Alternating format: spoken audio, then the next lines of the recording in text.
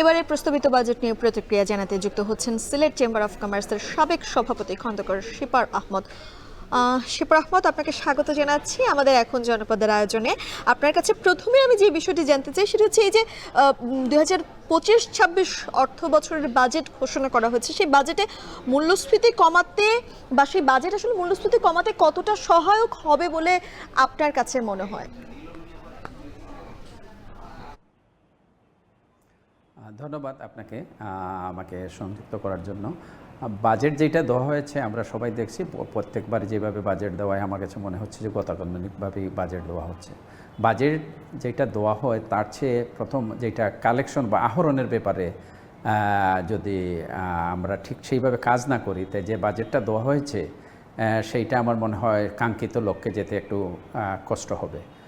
যাই হোক, যেটা মুদ্রাস্ফীতির ব্যাপারে বলেছেন যে সেইটা করতে গেলে কিন্তু আমাদেরকে মিলিতভাবে কাজ করতে হবে এবং কাজের যেটা আমরা মনে করি বা আমরা ব্যবসায়ীরা সিলেট, বিশেষ করে সিলেট একটা আঞ্চলিক এরিয়াতে আছে, বাংলাদেশের প্রেক্ষাপটে যে বাজেটটা হয়েছে সেইখানে যদি আঞ্চলিক হিসাবে আমরা সিলেটে মনে করি, সিলেট আপনি জানেন প্রবাসী অধ্যুষিত এলাকা, সেইখানে আমরা যারা ব্যবসায়ী আছি দেখা গেছে যে ব্যবসায়ীরা শুধু যারা ট্যাক্স দিচ্ছে বা ভ্যাট দিচ্ছে এদের পরিধি একই জায়গায় থাকতেছে, এই পরিধিটা বাড়ানো হচ্ছে না। আমরা সবসময় চাচ্ছি যে অন্ততকে পরিধিটা বাড়িয়ে যাতে অন্ততকে ট্যাক্স যেটা সেটা আহরণ করা হয়। তো আমরা আশা করব বিশেষ করে যারা প্রবাসী, যেহেতু প্রদূষিত এলাকা, এখানে ট্যুরিজমের জন্য আমরা অনেক কাজ করার চেষ্টা করতেছি।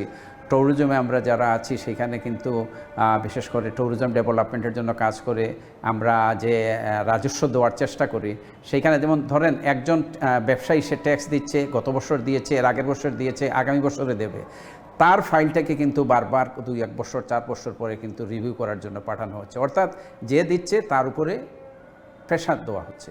আর যদি আপনি পরিধি না বাড়ান তাহলে যে বাজেটের যে কালেকশন বা যে পরিধি দেওয়া হয়েছে সেইটা আমার মনে হয় কালেকশন করা একটু কষ্টকর হবে। আরেকটু জানতে চাই সেটি হচ্ছে যে প্রবাসীদের জন্য এই বাজেট কতটা আসলে বাজেটে কতটা সুবিধা থাকছে, কারণ তারা তো আসলে রেমিটেন্স যোদ্ধা আমাদের দেশের, তাদেরও তো একটা প্রত্যাশা থাকে এই দেশকে কেন্দ্র করে। তো সেই জায়গা থেকে তাদের সেই প্রত্যাশা কতটা পূরণ হবে এই বাজেটে?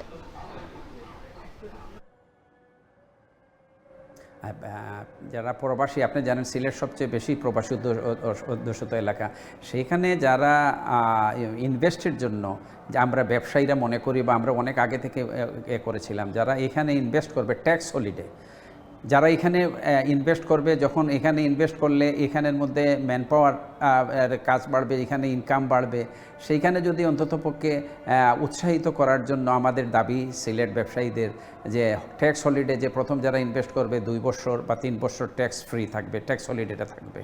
এতে আমার মনে হয় প্রবাসীরা এখানে আসতে এবং এখানে ইনভেস্ট করতে তারা আগ্রহ প্রকাশ করবে। এবং এই ব্যাপারে কিন্তু আমি যখন চেম্বারের সভাপতি ছিলাম, আমার টাইনিয়ারে আমরা ব্রিটিশ বাংলাদেশ চেম্বার বা অন্যান্য যারা চেম্বার তাদের সাথে আমরা একটা আলোচনাও করেছিলাম এবং এই ব্যাপারে হবে আজকে পর্যন্ত সেটা হয় না। আমার মনে হয় যদি বর্তমান সরকার যেহেতু এই বাজেট দিয়েছেন, সেইখানে যদি বিদেশি ইনভেস্টটা বাড়ান, অন্ততপক্ষে আমি মনে করি আমাদের অর্থনীতিতে একটা গুরুত্বপূর্ণ ভূমিকা পালন করবে প্রবাসীরা।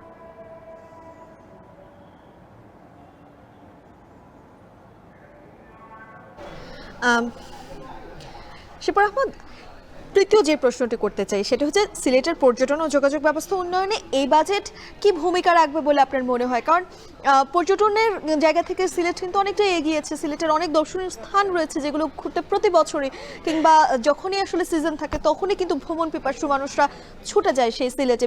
বিশেষ করে এই যে এখন যেমন বর্ষার সিজনেই বলি, এখন প্রচুর পরিমাণের পর্যটক কিন্তু সিলেটের বিভিন্ন দর্শনীয় স্থানে ঘুরতে যাবেন। তো সেই জায়গা থেকে সিলেট কিন্তু পর্যটন খাতেও অনেকটাই এগিয়ে আছে এবং এই পর্যটন ও যোগাযোগ ব্যবস্থা উন্নয়নে এই বাজেট আসলে কতটা ভূমিকা রাখবে বলে আপনি মনে করছেন?